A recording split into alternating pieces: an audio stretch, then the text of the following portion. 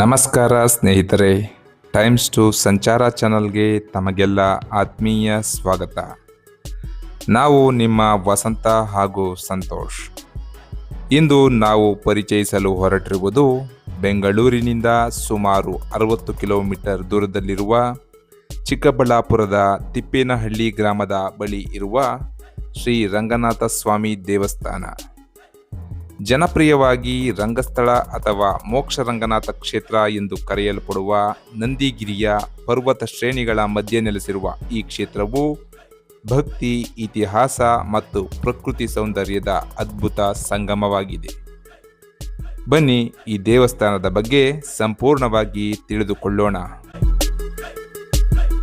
ಈ ದೇವಾಲಯದ ಪೌರಾಣಿಕ ಹಿನ್ನೆಲೆಯ ಬಗ್ಗೆ ಹೇಳುವುದಾದರೆ, ರಾಮಾಯಣದ ಪ್ರಕಾರ ರಾವಣನ ಸಂಹಾರವಾದ ನಂತರ ಅಯೋಧ್ಯೆಯಲ್ಲಿ ಶ್ರೀರಾಮರ ಪಟ್ಟಾಭಿಷೇಕ ನಡೆಯುತ್ತದೆ.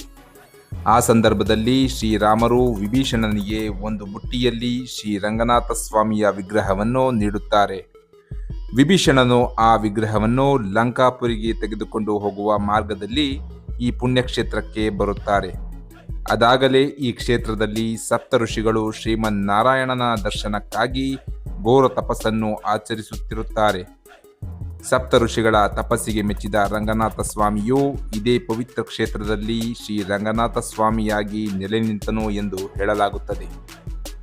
ಈ ದೇವಾಲಯದ ಇತಿಹಾಸದ ಬಗ್ಗೆ ಹೇಳುವುದಾದರೆ, 1000 ವರ್ಷಗಳಿಗಿಂತಲೂ ಹಳೆಯದಾದ ಈ ದೇವಾಲಯವನ್ನು ಹೊಯ್ಸಳರು ನಿರ್ಮಿಸಿ ಕಾಲಾಂತರದಲ್ಲಿ ವಿಜಯನಗರದ ಅರಸರು ಈ ದೇವಾಲಯದ ಮಹಾದ್ವಾರ, ಬೃಹತ್ ರಾಜಗೋಪುರ ಮತ್ತು ಸುತ್ತಲಿನ ಕಲ್ಲಿನ ಪ್ರಾಕಾರಗಳನ್ನು ನಿರ್ಮಿಸಿ ಜೀರ್ಣೋದ್ಧಾರಗೊಳಿಸಿದರು.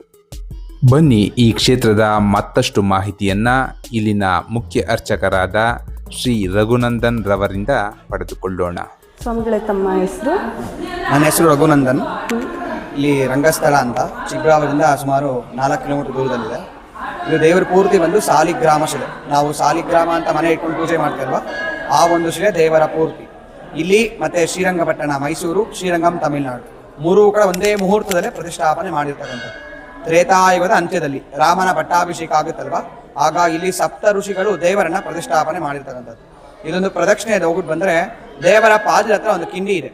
ಮಕರ ಸಂಕ್ರಾಂತಿ ಸೂರ್ಯೋದಯ ಆಗುತ್ತಲ್ವಾ, ಸೂರ್ಯನ ಕಿರಣಗಳು ದೇವರ ಪಾದಕ್ಕೆ ಬೀಳುತ್ತೆ. ಅವತ್ತು ಒಂದು ದಿವಸ ಮಾತ್ರ.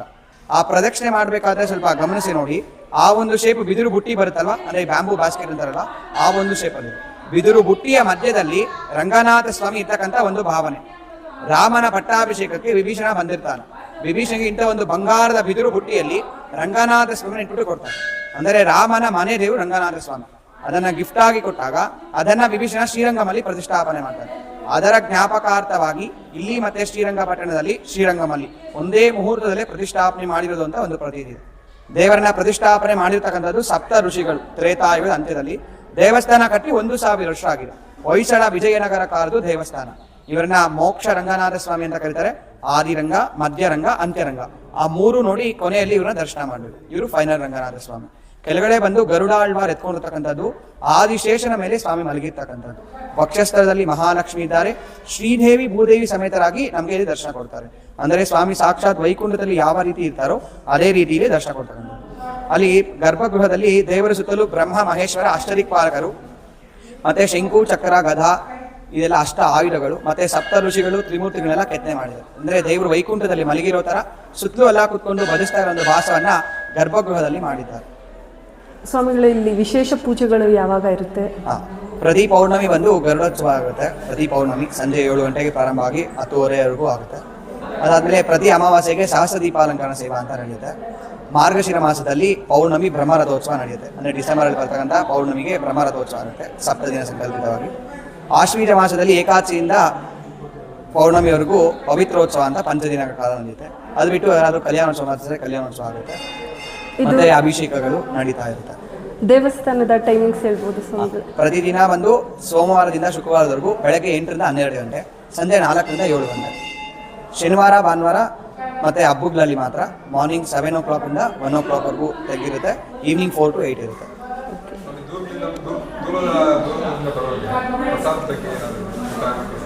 ಪ್ರಸಾದ ವ್ಯವಸ್ಥೆ ಇಲ್ಲೇನಿಲ್ಲ. ಮತ್ತೆ ನೀವು ಮುಂಚಿತವಾಗಿ ಬರೋ ತರ ಇನ್ಫಾರ್ಮ್ ಮಾಡಿದ್ರೆ ನೀವು ದೇವ್ರ ನೈವೇದ್ಯ ಮಾಡಿ ನಮಗೆ ಪ್ರಸಾದ ಕೊಡಿ ಅಂತ ಹೇಳಿದ್ರೆ ಅದನ್ನ ಮಾಡಿ ಕೊಡ್ತೀವಿ. ಅದು ಮುಂಚಿತವಾಗಿ ಇನ್ಫಾರ್ಮ್ ಮಾಡ್ತಾರೆ. ಸ್ವಾಮಿಗಳೇ, ಇಲ್ಲಿಗೆ ಬಸ್ಸಿನ ಸೌಕರ್ಯ? ಬಸ್ಸಿನ ಸೌಕರ್ಯ ಈಗ ಬೆಂಗಳೂರಿಂದ ಈಶಾ ರೌಂಡ್ಸ್ ಅಂತ ಒಂದು ಮಾಡಿದ್ದಾರೆ, ಅದರಲ್ಲಿ ಬರ್ಬೋದು. ಅದು ಬಿಟ್ಟು ಬೇರೆ ತರ ಬರ್ಬೇಕಂದ್ರೆ ಚಿಕ್ಕಬಳ್ಳಾಪುರವರೆಗೂ ಬಂದು ಚಿಕ್ಕಬಳ್ಳಾಪುರದಿಂದ ಆಟೋಲಿ ಬರಬೇಕು. ಇಲ್ಲಿ ಡೈರೆಕ್ಟ್ ಬಸ್ ಇಲ್ಲ. ಓಕೆ. ಚಿಕ್ಕಬಳ್ಳಾಪುರ ಬಂದು ಚಿಕ್ಕಬಳ್ಳಾಪುರದಿಂದ ಆಟೋಲಿ ಬರ್ಬೋದು. ಇಲ್ಲ ಇಲ್ಲಿ ತಿಪ್ಪೇನಹಳ್ಳಿ ಅಂತಿದೆ, ಅಲ್ಲಿವರೆಗೂ ಬಸ್ಸಸ್ ಬರುತ್ತೆ. ಅಲ್ಲಿಂದ 1 ಕಿಲೋಮೀಟರ್ ವಾಕ್ ಮಾಡ್ಕೊಂಡು ಬರ್ಬೋದು. ಇಲ್ಲಿ ಬರೋ ಭಕ್ತಾದಿಗಳಿಗೆ ಏನು ಹೇಳ್ತೀರಾ ಸ್ವಾಮಿಗಳೇ? ಇಲ್ಲಿ ತುಂಬಾ ಜನ ಬರ್ತಾರೆ. ತುಂಬಾ ಜನ ಮಕ್ಕಳಾಗದೆ ಇರ್ತಕ್ಕಂಥವ್ರು, ವಿವಾಹ ವಿಳಂಬ ಆಗ್ತಿರೋಂಥವ್ರು ಅಂಥವ್ರು ಬಂದು ದೇವ್ರ ಪಾದದ ಕಿಂಡಿ ಹೇಳಿದ್ನಲ್ಲ, ಅಲ್ಲಿ ಬಂದು ಅಲ್ಲಿ ಪಾದವನ್ನು ದರ್ಶನ ಮಾಡಿ ಅಲ್ಲಿ ಅವರ ಸಂಕಲ್ಪದ ಕಾರ್ಯವನ್ನು ಮನಸ್ಸಲ್ಲಿ ಪ್ರಾರ್ಥನೆ ಮಾಡ್ಕೊಂತಾರೆ. ಸಂಕಲ್ಪದ ಕಾರ್ಯವನ್ನು ಪ್ರಾರ್ಥನೆ ಮಾಡಿ 7 ವಾರ 7 ಪ್ರದಕ್ಷಿಣೆ ಆ ರೀತಿ ಕಂಪ್ಲೀಟ್ ಮಾಡ್ತಾರೆ. ಅದಾದ್ಮೇಲೆ ಅವ್ರ ಕೈಲಿ ಏನಾಗುತ್ತೋ ಅದು ಅಭಿಷೇಕನೋ ಕಲ್ಯಾಣ ಏನೋ ಮಾಡ್ತಾರೆ. ಅದಾಗೋಷ್ಟೊತ್ತಿಗೆ ಅವ್ರ ಕೆಲಸ ನಡೆಯುತ್ತೆ. ಅದು ಈ ದೇವಸ್ಥಾನ ಪ್ರತೀತಿ. ಧನ್ಯವಾದಗಳು ಸ್ವಾಮಿಗಳು. ಇಲ್ಲಿನ ಗರ್ಭಗುಡಿಯ ಬಗ್ಗೆ ಹೇಳುವುದಾದರೆ, ಭಾರತದ ಬಹುತೇಕ ದೇವಸ್ಥಾನಗಳ ಗರ್ಭಗುಡಿಗಳು ಚೌಕಾಕಾರದಲ್ಲಿವೆ. ಆದರೆ ಇಲ್ಲಿನ ಗರ್ಭಗುಡಿಯು ಬಿದಿರಿನ ಬುಟ್ಟಿಯ ಆಕಾರದಲ್ಲಿ ನಿರ್ಮಾಣಗೊಂಡಿದ್ದು, ಶ್ರೀರಾಮರು ವಿಭೀಷಣನಿಗೆ ಬಿದಿರಿನ ಬುಟ್ಟಿಯಲ್ಲಿ ವಿಗ್ರಹ ನೀಡಿದನೆಂಬ ಪೌರಾಣಿಕ ಕಥೆಯನ್ನು ಸ್ಮರಿಸುವಂತೆ ಈ ವಿನ್ಯಾಸವನ್ನು ಮಾಡಲಾಗಿದೆ.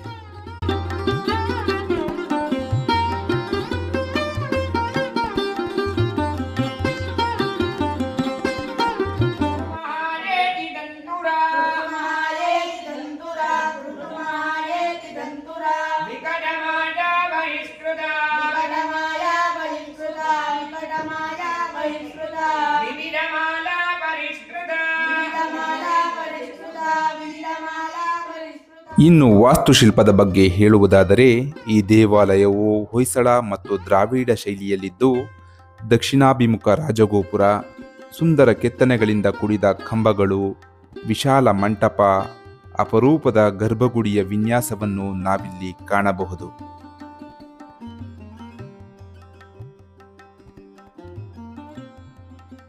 ಆದಿರಂಗ, ಮಧ್ಯರಂಗ ಮತ್ತು ಅಂತ್ಯರಂಗ ಈ 3 ಕ್ಷೇತ್ರಗಳ ದರ್ಶನ ಮಾಡಿದ ನಂತರ ಈ ಕ್ಷೇತ್ರದಲ್ಲಿ ನೆಲೆಸಿರುವ ಶ್ರೀ ರಂಗನಾಥ ಸ್ವಾಮಿಯ ದರ್ಶನ ಮಾಡಿದರೆ ಮೋಕ್ಷ ಪ್ರಾಪ್ತಿಯಾಗುತ್ತದೆ ಎಂದು ಹೇಳಲಾಗುತ್ತದೆ.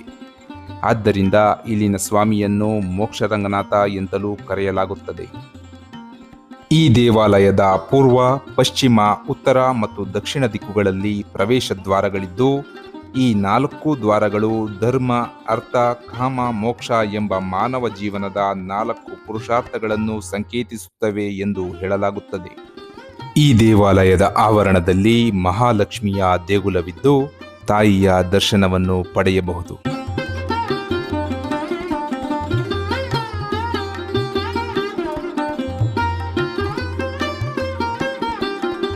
ಶ್ರೀ ರಂಗನಾಥ ಸ್ವಾಮಿಯ ದರ್ಶನ ಪಡೆದು ಹೊರಬರುತ್ತಿದ್ದಂತೆಯೇ ಸ್ವಾಮಿಯ ಬಲಭಾಗದಲ್ಲಿ ಶ್ರೀ ಆಂಜನೇಯ ಸ್ವಾಮಿ ಮತ್ತು ಎಡಭಾಗದಲ್ಲಿ ಶ್ರೀ ಗರುಡ ದೇವರ ದರ್ಶನವನ್ನು ಪಡೆಯಬಹುದು.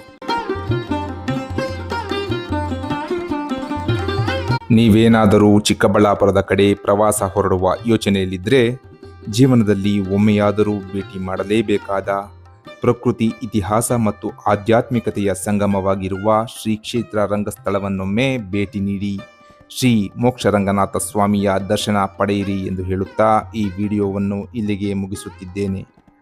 ಮಾಹಿತಿ ಇಷ್ಟವಾಗಿದ್ದರೆ ನಮ್ಮ ಚಾನಲ್ಗೆ ಸಬ್ಸ್ಕ್ರೈಬ್ ಆಗಿ, ವಿಡಿಯೋನ ಲೈಕ್ ಮಾಡಿ ಮತ್ತು ಸ್ನೇಹಿತರೊಂದಿಗೆ ಶೇರ್ ಮಾಡಿ.